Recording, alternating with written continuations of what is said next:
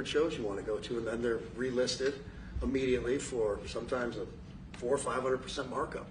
And the artists don't see any of that money. And ultimately, I think this is a great first step. I would love down the road if there would be some legislation that we could actually put a cap on the resale of tickets. And I'm a capitalist and a deregulation guy, but they've tried this in some places in Europe, and it seems to be the only thing that's us as artists be able to get the tickets into the hands of the fans at the prices we set. I'll be the first one to say, and I know the president doesn't like when I say this, but I'm a little overpaid right now.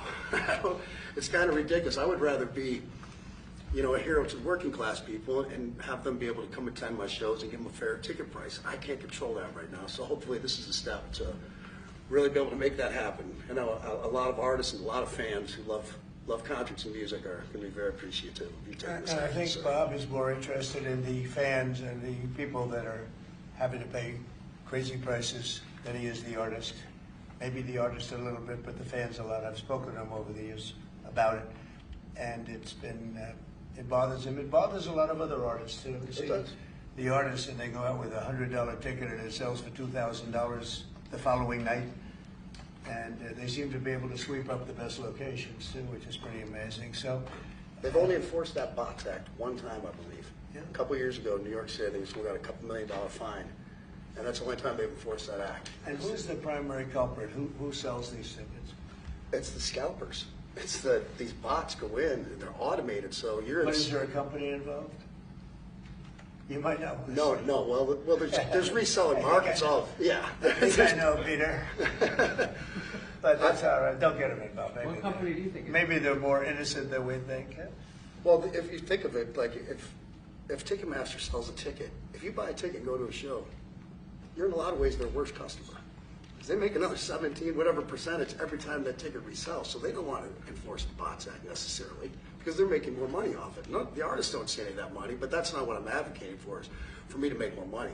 I want the fans to have fair ticket prices, to be able to go and enjoy more shows. I know people that they decide on a family vacation or going to their favorite concert once a year rather than, my parents used to go see multiple shows when you could afford them back in their day. And I'd like to take my ticket prices lower, but if I set my ticket prices low, these bots immediately eat them up, and they resell for hundreds of dollars more, and I'm just making these bad actors rich. Well, I think this is a big step to getting it stopped.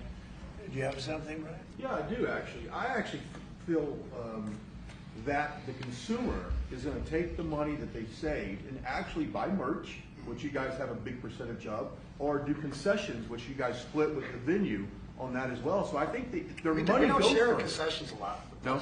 Those are, we try to, but they don't want to share it in the beer prices and parking or any of that stuff. But the bottom line is there's money for everyone to be made.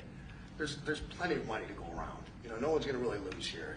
Ticketmaster, if we can get a cap, they're going to lose some money. But I've already talked to the CEO, Michael, and he's given me his word. He's on board for it. I was talking to Jacoby with Papa Roach earlier, and by the way, he's a big fan of what you're doing, President Trump, digging into this whole scalping and the bots.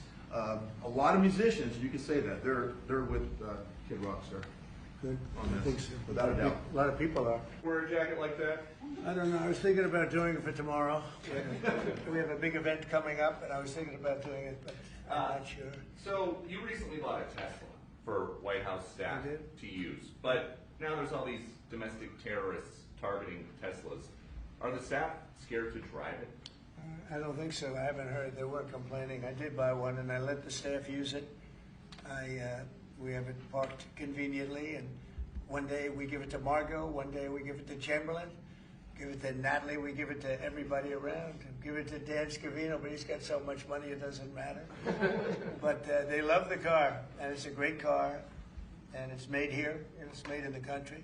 He's got a tremendous plant now in Texas, and he has one in California. Does a lot of his work here, and he's been really unfairly treated, in my opinion. I drive one. And Yeah. there's this other. That was good. Okay, ready, everybody? You better do well with this. He's going to do it. Make sure everything is nice and clean, right, for your Make industry. America fun Because again. you're not in a clean industry. Hold that up. Okay? Thank you, everybody. Thank you, President.